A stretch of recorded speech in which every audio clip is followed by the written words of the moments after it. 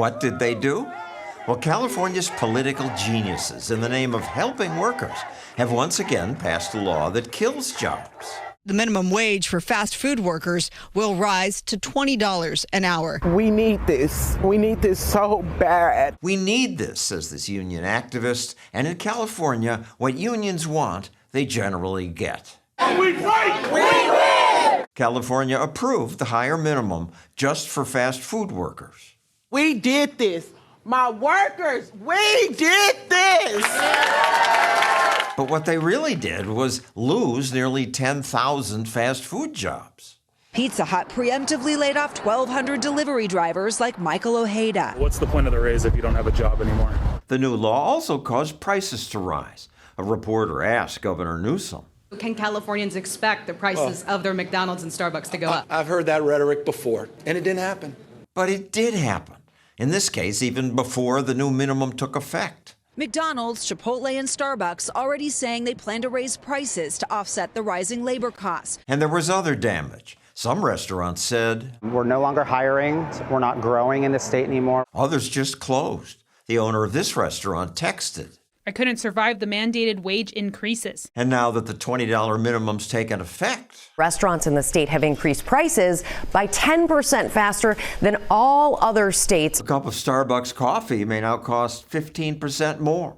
A Chipotle chicken burrito, 8% more. Thank you for making this happen. How can California's politicians be so foolish?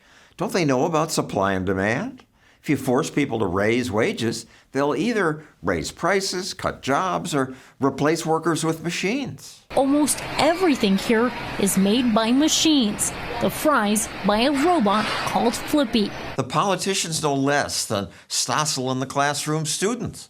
I'd reported on this folly years ago when Seattle led the country in dumb wage laws. 15 in Seattle is just a beginning. We have an entire world to win. Solidarity. When the law passed, we went to Seattle to interview people about it. It's a good thing that we're leading the way for the rest of the country. A rising tide raises all boats. I wish that it was all over the place, not just Seattle. But now the results from Seattle are in. Some people are being paid more. They're the winners.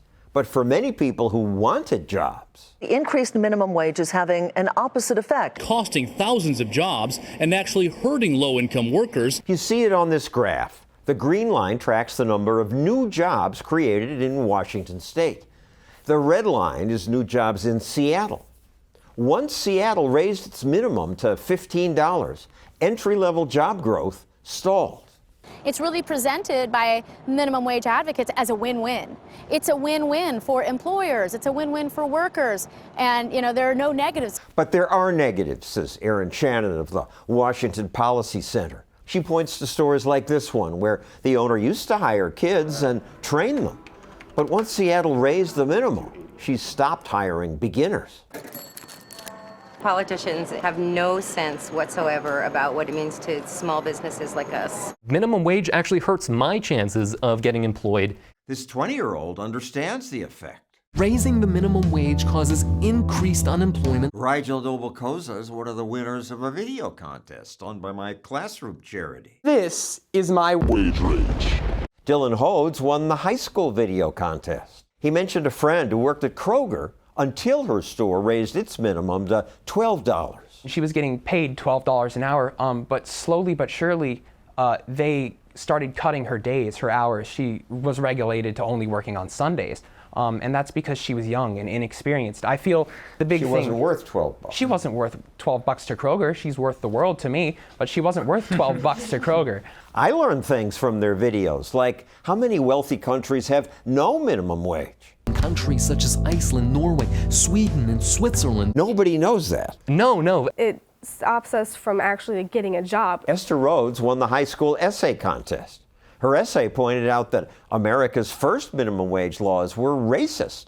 At the time, blacks were often paid less, but they were more likely to be employed than whites. The whites were like, hey, they're getting all the jobs. This isn't fair. Congressman Allgood said he hoped the minimum wage would stop cheap colored labor in competition with white labor.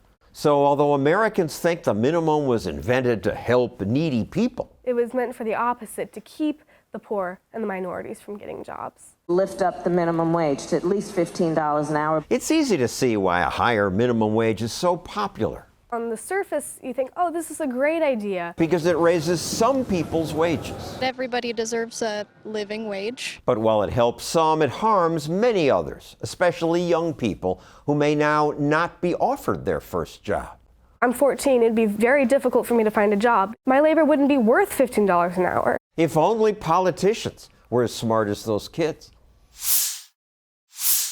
Will politicians ever learn that forcing wage increases always has negative, unintended consequences? I doubt it. And what other unintended consequences do they ignore? Let us know in the comments below.